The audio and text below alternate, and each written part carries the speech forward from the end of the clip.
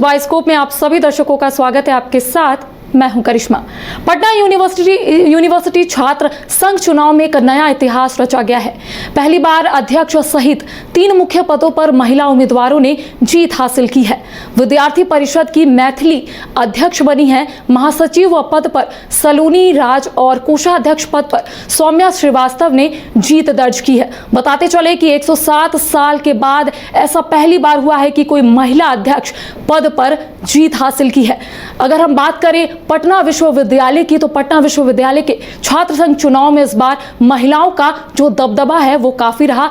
अध्यक्ष, महासचिव और कोषाध्यक्ष जैसे महत्वपूर्ण पदों पर महिला उम्मीदवार विजयी हुई। विद्यार्थी परिषद की मैथिली ने अध्यक्ष पद जीतकर इतिहास रच दिया है। पटना विश्वविद्यालय के इतिहास में पहली बार, कह सकते हैं 107 साल के बाद पहली दफा ऐसा हो रहा है कि कोई महिला अध्यक्ष बनी है। देखिए सीधी तस्वीर हम अपने दर्शकों को दिखा रहे हैं कि देखिए पटना यूनिवर्सिटी का जब परिणाम सामने आया, चुनाव परिणाम जब सामने आया, तो सभी के जुबान पर सिर्फ एक ही बात था कि 107 साल का लंबा इंतजार अब कहीं ना कहीं खत्म हुआ।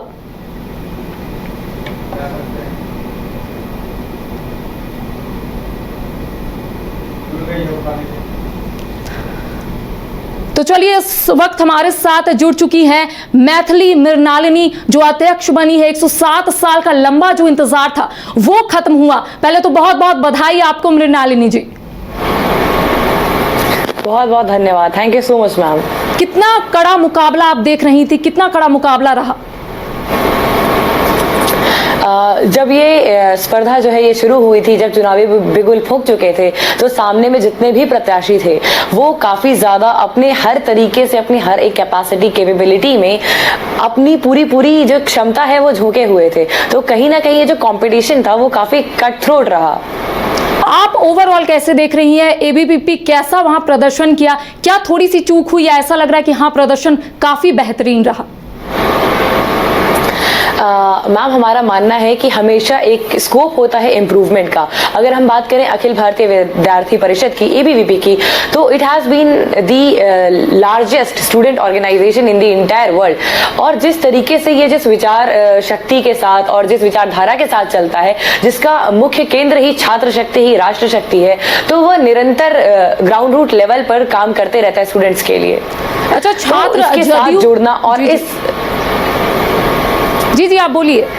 तो इस ऑर्गेनाइजेशन के साथ जुड़ना और यहाँ से इस टिकट का मिलना अपने आप में ये प्रूव करता है कि एक्चुअल में ये परिषद जो है, ये जो अखिल भारतीय विद्यार्थी परिषद है, वो इक्वालिटी ऑफ अपॉर्चुनिटी में बिलीव रखता है। छात्र जदयू का नहीं होना, यानी कि छात्र जदयू की तरफ से कोई चुनाव या फिर कोई प्रत्याशी नहीं दिखे, तो इसका कितना फायदा आपको मिला? अगर कहें तो जितने ज्यादा लोग रहेंगे, जितनी ज्यादा प्रतिद्वंद्विता ज्यादा रहेंगी और जितने कड़ा मुकाबला होगा, जितने टक्कर का मुकाबला होगा, मजा उतना ज्यादा आएगा। तो सारे लोग रहते तो भी उतना ही मजा आता, और अगर कुछ पार्टीज इस बार नहीं रही हैं तो भी जो एक्सपीरियंस था वो कहीं ना कहीं सेम रहा। अच्छा, एनएसयूआई और आरजेडी अलग अलग चुनाव लड़ा, इससे कितना फायदा मिला एबीवीपी को, क्या लगता है? यहाँ पे अगर हम बहुत ज्यादा ही डीपर इनटू पॉलिटिक्स नहीं जा करके सिर्फ स्टूडेंट्स की बात करें, तो स्टूडेंट के लिए केवल एक ही मुद्दा रहता है कि उनका डेवलपमेंट कौन लेकर के आएगा, कौन ऐसा लीडर है जो एक्चुअल में उनको रिप्रेजेंट कर सकता है। और यहाँ पे ये रोल होता है उस लीडर का या फिर उस प्रत्याशी का कि वो किस तरीके से बच्चों तक अपना मैसेज कन्वे करवा पाते हैं और उनका ट्रस्ट जीत पाते हैं। पार्टीज चाहे अलग अलग हो या फिर एक हो, लेकिन अगर लीडरशिप उस तरीके की नहीं आएगी तो कहीं ना कहीं स्टूडेंट का फेथ भी नहीं रहेगा। तो फायदा यहाँ पर एबीवीपी से ज्यादा आई विल से कि बेशक बहुत अच्छी बात है कि इस बार कोई अध्यक्षा बनी है, वो भी अखिल भारतीय विद्यार्थी परिषद से, लेकिन यह जीत केवल मैथिली की नहीं, केवल एबीवीपी की नहीं, बल्कि पूरे पटना विश्वविद्यालय और यहाँ के विद्यार्थियों की जीत है। चलिए मैथिली जी, अब हम बातचीत करते हैं कि आखिर किस तरीके से अब आप आने वाले समय में काम करेंगी, मुद्दे क्या होंगे आपके?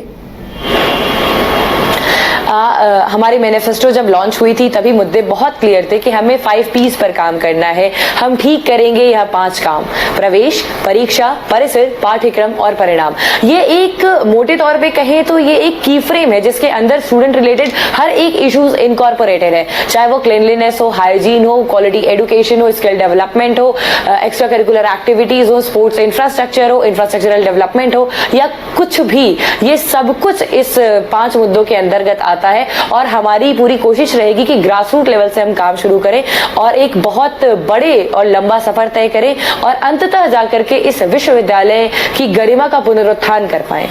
पटना यूनिवर्सिटी में ये भी खबरें सामने आती कि सेशन काफी लेट होता है। अब देखिए 107 साल का लंबा इंतजार जो है वो खत्म हो गया है, एक महिला अध्यक्ष बनी है, तो ऐसे में आप किस तरीके से इन तमाम चीजों को देखिएगा, क्योंकि खबरें लगातार सामने आती है कि सेशन लेट है, कई छात्र जो है आंदोलन करते हुए भी नजर आते हैं, तो इसमें अंकुश कैसे लगाएंगी, क्या कुछ रणनीति है?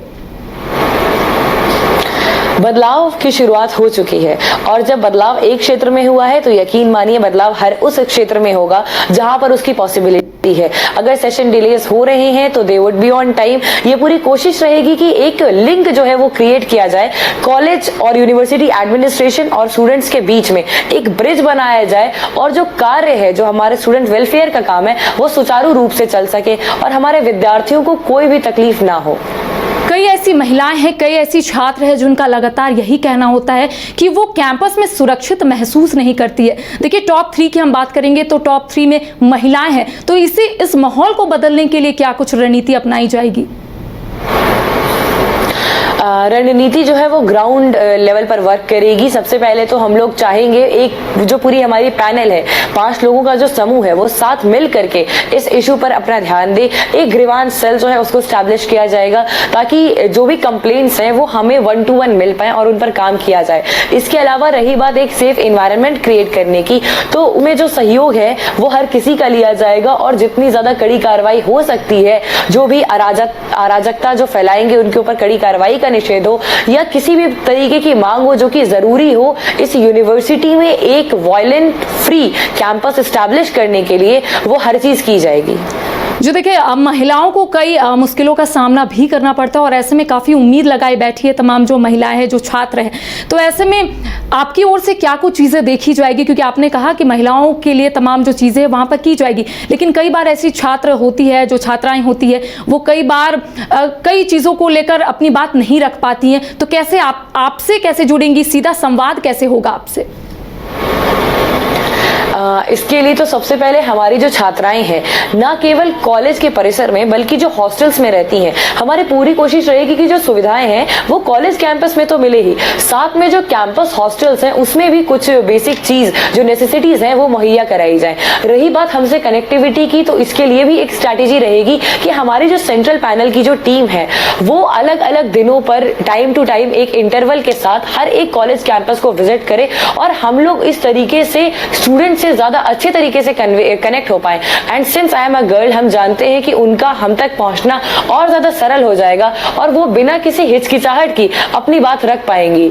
और जो हमारे भाई हैं उनका भी सहयोग बहुत ज्यादा रहा है कि आज हम आपके सामने हैं, तो उनके लिए भी उतना ही काम किया जाएगा, फिर चाहे वो छात्रावास को खुलवाने का मुद्दा हो या फिर सेंट्रल लाइब्रेरीज में बेटर बुक्स अवेलेबल कराने की। छात्रों के लिए क्या कुछ सुविधाएं दी जाएगी? क्योंकि लगातार हम छात्रों के बारे में इसलिए बातचीत करें क्योंकि 107 साल का लंबा इंतजार जो है वो खत्म हुआ है, तो छात्रों को काफी परेशानी होती थी, लगातार छात्र जो है वो कंप्लेन करती थी लेकिन वहां तक नहीं पहुंच पाता था।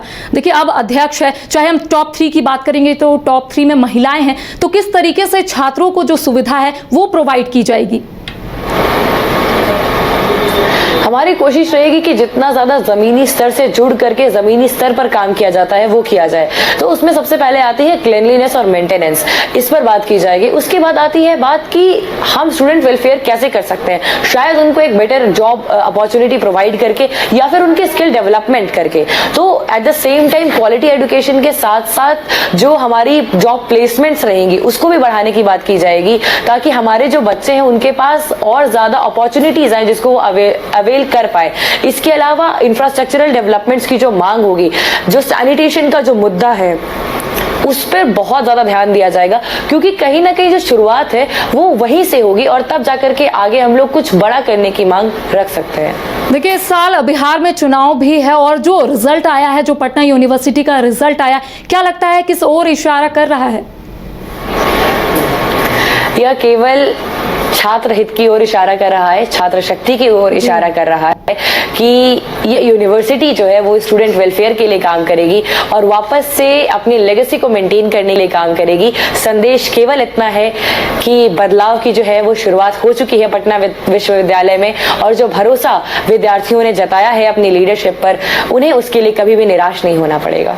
आपको पता होगा कि दिल्ली की जो सीएम है रेखा गुप्ता, वो भी एबीवीपी की ही प्रोडक्ट है।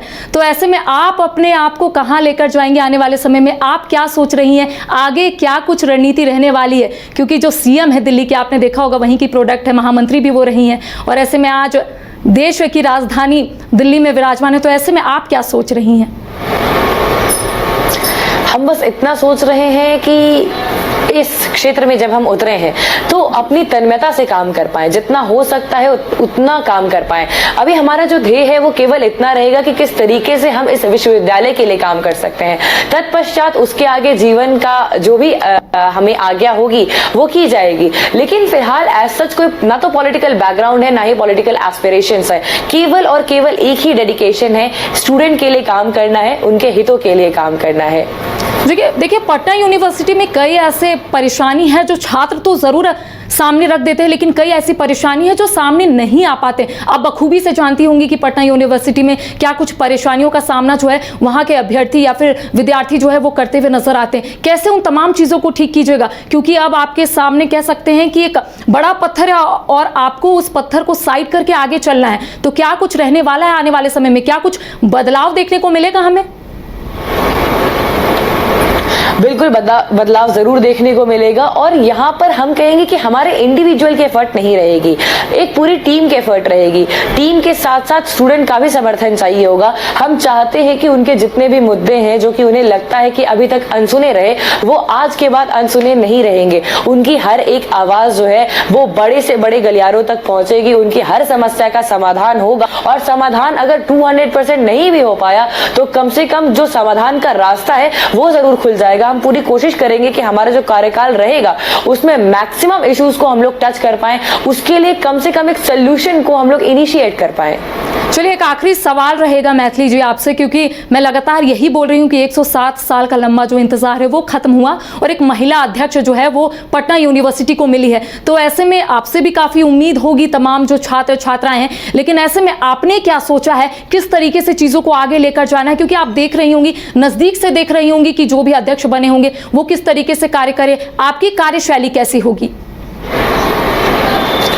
हमारी कार्यशैली एक बहुत अलग अलग स्तर पर काम करेगी।